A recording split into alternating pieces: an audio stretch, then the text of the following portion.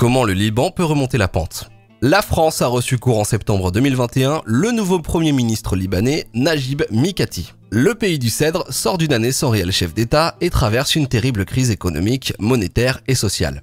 En affichant son soutien à ce nouveau chef de l'exécutif, la France montre son appui indéfectible à son enfant libanais issu de la relation passée avec la Syrie mandataire, même si la future politique gouvernementale libanaise a à peine été ébauchée. Néanmoins, le bilan des déplacements du président Emmanuel Macron à Beyrouth reste assez médiocre et la nouvelle vague anti-Hezbollah, impulsée par les chrétiens et sunnites de la région, peut faire basculer rapidement toute la zone dans la guerre civile.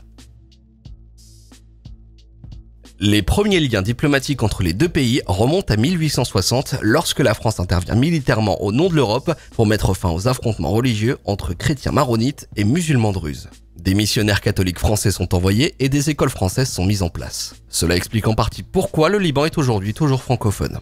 Le statut d'autonomie garanti par les puissances européennes en 1861 a été le cadre d'une influence culturelle croissante française. Un second épisode d'importance dans nos relations a été la Première Guerre mondiale et plus particulièrement la désagrégation de l'Empire ottoman battu et réduit à néant. La France et la Grande-Bretagne se partagèrent en secret les provinces arabes de l'Empire ottoman dans les accords Sykes-Picot. La France revendiquera entre autres l'actuel Liban et la Syrie pour des raisons qui se portent plus au sentiment qu'à la raison géostratégique. La grande culture syro-libanaise millénaire qui fit frissonner Napoléon lors de sa campagne de Syrie.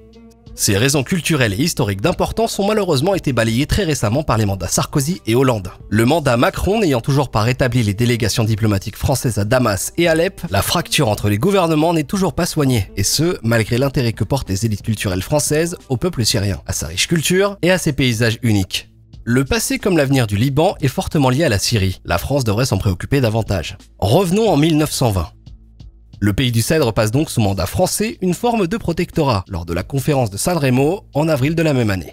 La France s'engage alors à mener le pays à l'indépendance quand le niveau de développement économique et politique sera jugé suffisant. Les Libanais se montrent favorables à une présence française sur leur territoire et le pays observe rapidement un grand développement économique.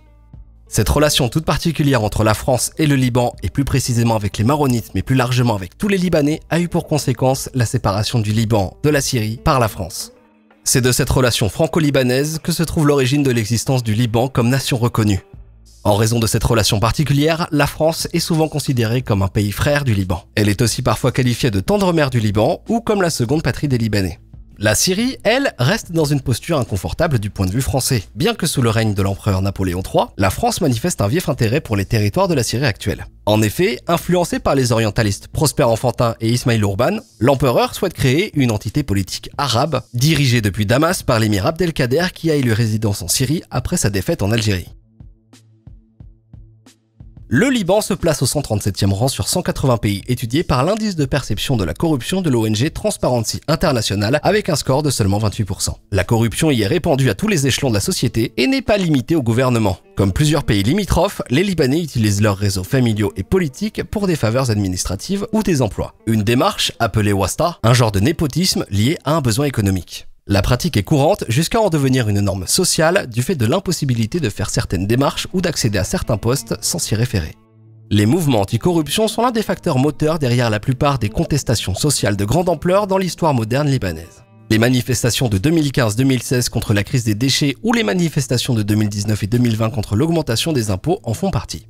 Plusieurs partis politiques populistes adoptent des lignes de campagne anticorruption, comme notamment Beyrouth Madinati, un parti qui se présenta aux élections municipales de Beyrouth en 2016. Bien que le parti n'ait pas remporté les élections, il gagne une ampleur sans précédent pour un groupe détaché du statu quo relativement rigide de la politique intérieure. En remportant 40% des voix, le groupe oblige plusieurs alliances à se coaliser, les alliances du 12 et du 14 mars étant deux groupes politiques historiquement rivaux. L'ampleur des crises internes du Liban est accentuée par des crises géopolitiques régionales comme la guerre contre l'État islamique, le conflit entre le Hezbollah et Israël, les flux d'immigrés fuyant les conflits, la rivalité entre le croissant chiite et le monde sunnite, ou encore la haine de la chrétienté sur fond d'un takfirisme exacerbé par des groupes armés comme le Hezbollah ou le Hamas. L'épidémie de Covid-19 a considérablement ralenti l'économie de la Suisse du Proche-Orient, de la même manière qu'il a ralenti les économies du Moyen-Orient et du monde en général. Elle a également renforcé le taux de chômage déjà élevé. Finissons sur les mots du patriarche des Maronites à propos de l'identité libanaise. Notre identité est une neutralité positive et constructive, pas un Liban belliqueux.